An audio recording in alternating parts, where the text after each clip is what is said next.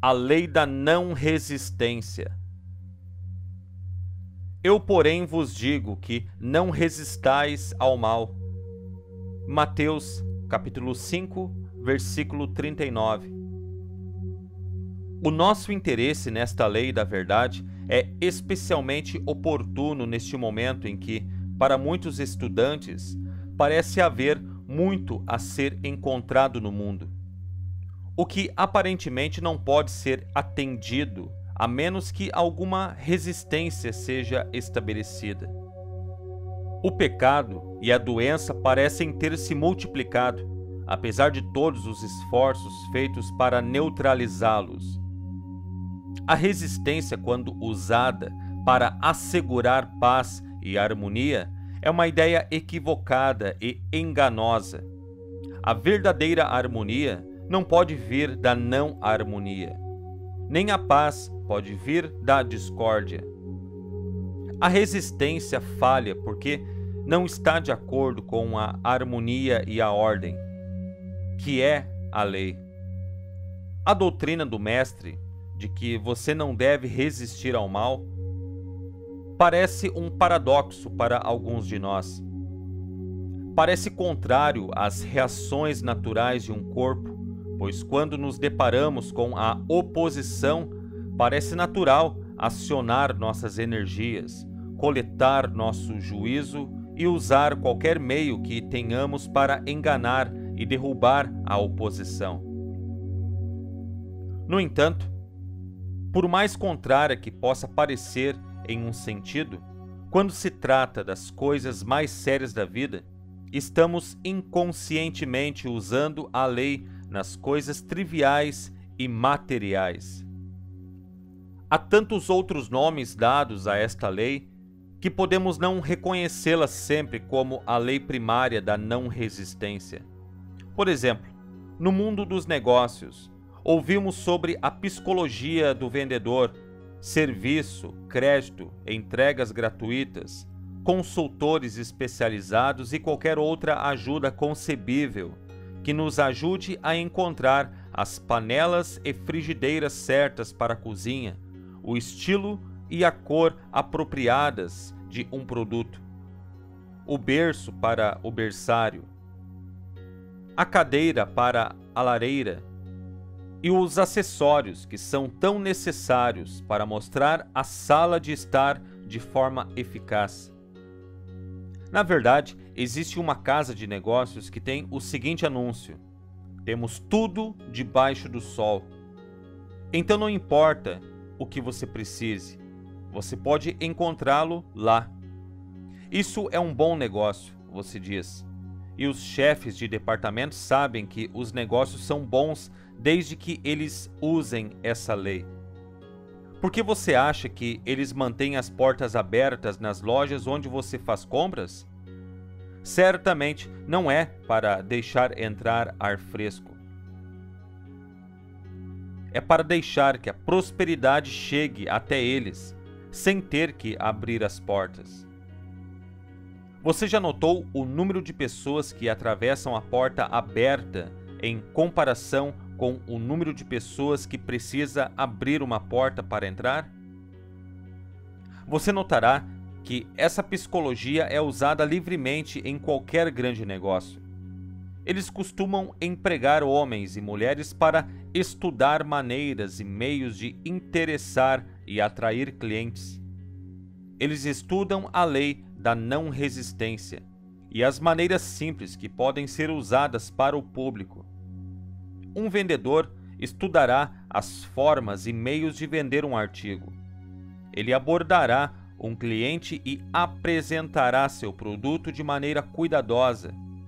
Ele fará comparações com outros produtos similares, elogiará seu produto e mostrará todos os seus pontos positivos, tentando o tempo todo evitar qualquer objeção ou argumento na mente do cliente. Dessa maneira, ele constrói uma conversa de vendas positiva e leva seu cliente a uma aceitação positiva. Ele fará com que o cliente diga sim a tantas coisas que, antes que o cliente tome conhecimento de sua ação esteja assinando um cheque ou um contrato. Toda a habilidade de vendas é construída sobre a lei da não resistência. Casas de negócios bem-sucedidos em todos os lugares estão usando. As lojas de departamentos são o resultado de seu uso. Quando os nossos avós faziam suas compras com suas cestas, haviam muitas lojas que eles visitavam antes de terminarem. Hoje, podemos usar o telefone e pedir nossa lista de suprimentos, muito provavelmente de apenas uma loja. Casas de pedidos pelo correio dependem deste método. É desta maneira que eles facilitaram a prosperidade para chegar até eles. Casas comerciais não empregam somente vendedores, pois todo mundo é vendedor, de algum modo. Quer percebamos ou não, estamos sempre nos vendendo aos nossos amigos e conhecidos para aprovação ou desaprovação. Estamos sempre nos esforçando para apresentar nosso melhor eu e interiormente queremos que nossos amigos nos vejam sob essa luz. Um jovem que deseja conhecer uma determinada moça tentará todos os meios para obter uma boa primeira impressão. Então ele vai colocar a sua melhor roupa, agirá da melhor maneira possível e tentará causar a impressão mais agradável possível. Por que todo esse esforço extra? Você pergunta. Porque ele quer facilitar para a dama da corte gostar dele e desejar conhecê-lo melhor. Ele está tentando vender a ideia de que ele é a melhor escolha como companheiro e amigo. Ele pode estar inconscientemente usando a lei da não resistência, até onde ele sabe. Por que esse jovem se portará da sua melhor maneira? Talvez você diga, isso é natural, é um hábito ou um costume. Isso é verdade, mas nos tornamos tão governados pelo hábito e pelo costume que há momentos em que, ao trabalhar pela prosperidade e pela boa saúde, inconscientemente colocamos oposição em nosso caminho por meio dessa força do hábito. Há alguns que podem estar trabalhando para obter sucesso e produzir um aumento de oferta ou riqueza material, e ainda assim adquiriram o hábito de falar e temer os tempos difíceis. Podemos falar sobre o nosso vizinho ou criticar o método que ele usou para chegar à frente. Podemos temer as condições do negócio e quando vemos o gráfico, temos um movimento de queda que tememos pelos nossos investimentos e pelo nosso trabalho. Quando fazemos essas coisas, somos muito tolos. Na verdade, tão tolo quanto um comerciante que anunciava extensivamente que, em um determinado dia, inauguraria a maior venda do ano. Depois de fazer com que todos os seus clientes se acostumassem com suas barganhas prometidas, ele fechou as portas. Para tal ato, os fregueses achavam que ele devia ter enlouquecido, ou então ele não queria que nenhum negócio viesse a ele. Bem, chame-o do que quiser, mas algumas pessoas são tão loucas quando querem que a oferta e a prosperidade cheguem até elas e depois bloqueiam o caminho com suas conversas de pobreza e discórdia. Eu não digo que eles são loucos, mas eu sei que eles não aprenderam a pensar direito. Nem são sábios para a lei quando eles sufocam o fluxo de boas notícias com conversas negativas. Um aluno me escreveu e disse o seguinte: estou trabalhando muito para economizar e já estou farto disso. Minha resposta para ele foi: pare de trabalhar sobre limitações e trabalhe apenas para obter prosperidade. A lei não exige que trabalhemos sobre ou contra as coisas que não queremos, mas exige que trabalhemos com e para o que nós queremos. Não ousamos dar o nosso tempo, pensamento e energia àquilo que se opõe ao que queremos. Isso está estabelecendo uma resistência contrária à lei e barrando o caminho para o nosso bem entrar. Como, então, devemos trabalhar para a prosperidade? Seja não resistente e de acordo com tudo o que é próspero e use todos os meios ao seu alcance para facilitar a prosperidade. A água é muito poderosa, mas é um elemento perfeito e não resistente. Podemos ver sua não resistência ao desgastar a rocha mais dura. Pontes, edifícios, árvores, nada pode suportar sua força. No entanto, observe como o grande rio começa. Começa com um pequeno riacho ou ribeiro no alto das montanhas, onde o gelo e a neve o alimentam na primavera. Note também que, ao nascer, é um córrego bastante torto, nada comparado ao grande rio para onde está seguindo. Você vê o pequeno riacho de água correndo para um enorme pedregulho, uma árvore caída ou detritos feitos de arbustos, folhas decompostas e coisas do tipo. O pequeno riacho para com o obstáculo e espera que sua força se eleve de modo a empurrar a oposição de seu caminho? Não, o riacho não está tão interessado na pedra ou na árvore, quanto em avançar e alcançar um riacho maior, um rio e depois o imenso oceano. Não desperdiça tempo com o obstáculo, mas caminha silenciosamente em torno da interferência e se apressa a continuar seu trajeto. Encontre um rio e flua nele, com o objetivo focado em fazer parte do poderoso oceano. Assim, vemos que o pequeno riacho dá voltas e voltas em muitos obstáculos e reveses, mas cada curva o aproxima de seu objetivo. Algumas pessoas, insensatas a um método da natureza, tentam criar um diferente. Quando eles encontram um obstáculo, eles param o progresso para coletar suas forças e lutam para removê-lo. Essa resistência que eles criam causa atrito. A fricção causa uma irritação e uma inflamação. Por essa razão, a vida de muitas pessoas é difícil e complicadamente exigente. O desperdício de energia humana é terrível. Pessoas em todos os setores da vida estão se desintegrando e se desgastando como máquinas obsoletas.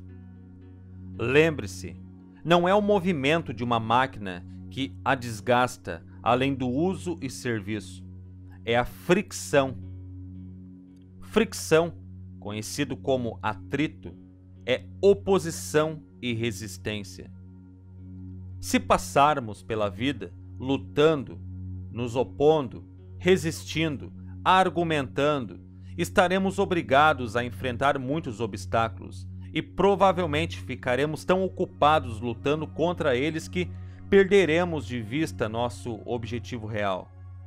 Se estamos sempre sendo preparados para a próxima oposição ou problema, podemos esperar muito disso, pois virá.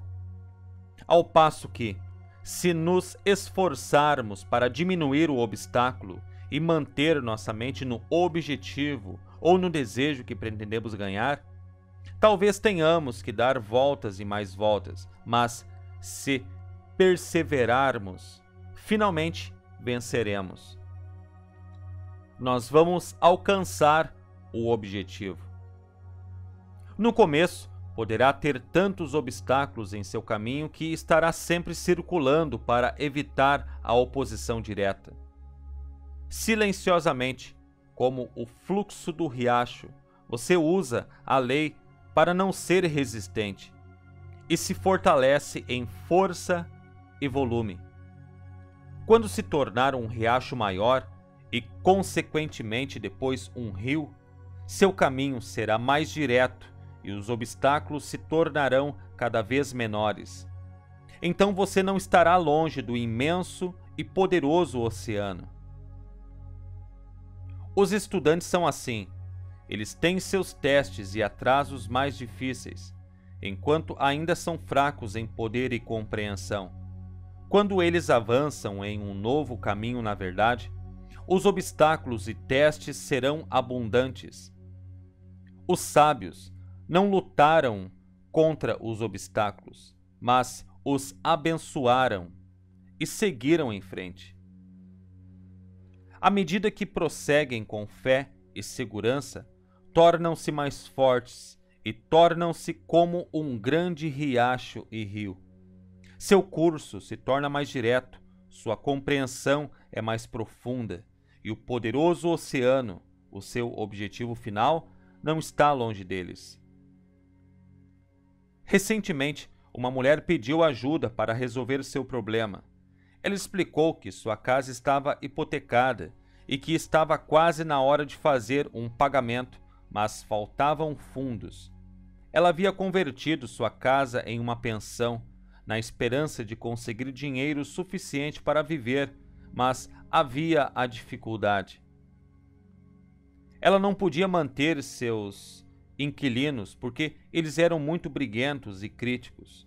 A casa estava sempre em alvoroço, ninguém estava contente, e ela estava doente mentalmente pela tensão e ansiedade. Foi explicado que ela deveria usar a lei. Ela não deve se opor ao bem, mas se esforçar para trabalhar com o bem. Com todo aquele atrito e confusão em sua casa, ela deveria voltar e usar a lei da não resistência. Ela tentou fazer isso, mas, considerando que ela tinha sido tão exigente e indelicada, achou bastante difícil não ser resistente. Naquela noite, quando ela entrou na sala de jantar, ela cumprimentou seu povo com um sorriso. As pessoas ficaram tão surpresas com a mudança repentina que dificilmente poderiam comer por ficarem inquietos mentalmente sobre a reação dela. Aquele sorriso foi o primeiro sorriso que alguns já tinham visto dela, e outros declararam que era a primeira vez em meses que eles a haviam visto sorrir. Ouviu-se um homem dizer, quando ela foi à cozinha preparar a sobremesa: "A velha senhora está ficando macia." Mais tarde naquela noite, quando a ouviram cumprimentar um rapaz que estava tentando ir para o seu quarto sem ser visto, pois estava com seu aluguel atrasado, ela o cumprimentou agradavelmente e disse que lamentava por ele ter perdido o jantar. Depois de algumas semanas desse novo plano, a mulher começou a gostar disso. Ela havia se transformado dentro de si mesma. Ela viu seus pais em uma luz diferente. Em vez de pensar que eles eram trapaceiros, mentirosos e briguentos, ela passou a ver o bem neles e a gostar mais deles, como uma grande família. Eles também se tornaram diferentes. A reunião de família na mesa foi vista como um momento feliz e cresceu até atingir sua capacidade. Outros pediram para ter um quarto, se e quando uma vaga ocorresse. Até mesmo o jovem que tentara evitá-la por causa de seu atraso do aluguel havia entrado no espírito da nova casa e conseguido um emprego e pago integralmente. Com isso tudo acontecendo, os pagamentos da hipoteca foram cumpridos e a casa foi salva para a viúva. Ela fez o que foi instruída. Ela tornou-se não resistente ao bem. Ela fez pouco dos muitos obstáculos e confusão que apareceram, e lentamente trabalhou ao redor deles. Essa tinha em mente seu objetivo. Isso, por sua vez, derreteu a dureza dentro de si e depois alcançou os outros. Embora ela parecesse ser suave para alguns, ao fazê-lo, ela alcançou seu objetivo e foi vitoriosa. Em outro verso, Jesus expressou a lei de maneira mais simples. Ele disse: Eu digo a você, ame seus inimigos, abençoe aqueles que te amaldiçoam, faça o bem aos que te odeiam, rogai por aqueles que maltratam você. Ao estudar sua afirmação, pode-se pensar inicialmente que o mestre estava favorecendo os inimigos, os oponentes. De modo nenhum, Jesus falava a todos os que desejam usar a lei. Para estender um pensamento amoroso para qualquer pessoa ou qualquer coisa, é preciso remover a oposição e a inimizade que uma vez pareciam estar lá. Essa remoção deve primeiro estar na consciência da pessoa. Uma vez que o pensamento de inimizade é removido de sua consciência, você não atrairá a mesma condição novamente. Faça o bem aos que o odeiam, porque, ao fazer o bem, você é elevado acima do pensamento de ódio e rancor. Então, sua vida não será tocada por isso. Abençoe os que te amaldiçoam e ore por aqueles que abusam de você. Por quê? A bênção evoca o bem maior dentro de você. O bem maior dentro de você só pode atrair o bem maior do outro. Para atrair tal bem, você está correndo em torno de toda a oposição e abuso. Vivendo a lei dessa forma com os outros, não irá favorecer especialmente os outros, mas, de igual modo, favorecerá você. A lei afetará os outros na medida em que lhes são tiradas suas armas de ódio, maldade, vingança e coisas semelhantes. Ao agir com amor e interesse, você atrairá sentimentos recíprocos com os seus. Se um homem resiste a uma situação, essa situação sempre assombrará ele. Se ele tentar fugir, essa situação o seguirá como uma sombra e repetidamente a encontrará novamente. Se ele ignorar a dureza da condição e trabalhar sem rodeios em torno dela, encontrará uma ocasião em que essa condição difícil terá sido absorvida e removida. Aceite a condição como alguma evidência de bem. Procure sempre o bem escondido atrás de cada situação difícil. Fazendo isso, sempre encontrará mais evidências de bem. Entre em acordo com o teu adversário. É outra maneira de dizer que nada que vale a pena e seja duradouro é ganho com discussão. O desacordo só faz com que teu suposto adversário coloque sua armadura completa para reunir todas as suas forças em oposição às suas. Concordar com o seu oponente o deixa indefeso e sem necessidade de seu armamento. Não oferecer resistência torna fácil para alguém ser amigável, e aquele que se considera seu inimigo achará um prazer e um privilégio ser um amigo. Bem-aventurados os mansos, porque eles herdarão a terra. Mateus capítulo 5, versículo 5. Refere-se àquele que é capaz de seguir a lei da não resistência, ao ponto de herdar a terra e todas as suas coisas. Ser manso não significa ser uma marca fácil, nem um tapete para alguém passar por cima. Eu ouvi dizer que, nesses dias, não se pode ser um verdadeiro cristão facilmente e perdoar de forma fácil. Nesses dias, é preciso estar atento para proteger os direitos de ser substituído pelos mais fortes e abusivos. Não se sabe o que é totalmente exigido de um verdadeiro cristão se ele pensa isso.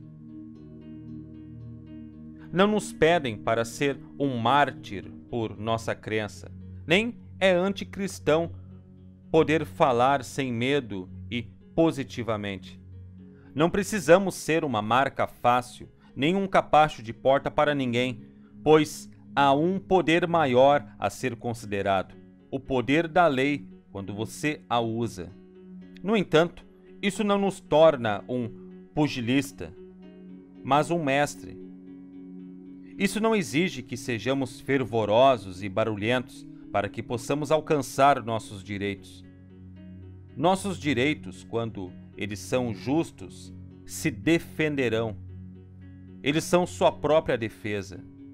Eles não precisam de nós, nem de ninguém, para lutar em suas batalhas. Agora, a lei diz que nós atraímos o que esperamos. Então, se alguém acredita que ele é uma marca fácil, um capacho de porta, um fraco, se ele espera sofrer imposição e deve recorrer a meios guerreiros para sua proteção, então os que tomam a espada perecerão pela espada. A lei da vida reage ao homem de acordo com sua compreensão e aplicação. Ser manso não significa que somos submissos às condições de discórdia e desordem. Somos mansos somente com a lei. Essa mansidão nos dá o poder do Espírito. Jesus era tão forte no Espírito que sua palavra falada era como uma espada de dois gumes. Ele golpeava o intruso como um chicote. Jesus, apesar de ser um homem humilde, não foi um exemplo de fraqueza.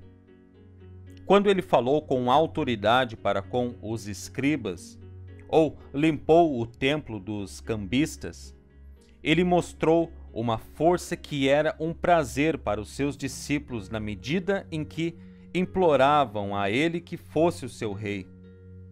Não confunda mansidão com fraqueza. A natureza elimina a fraqueza.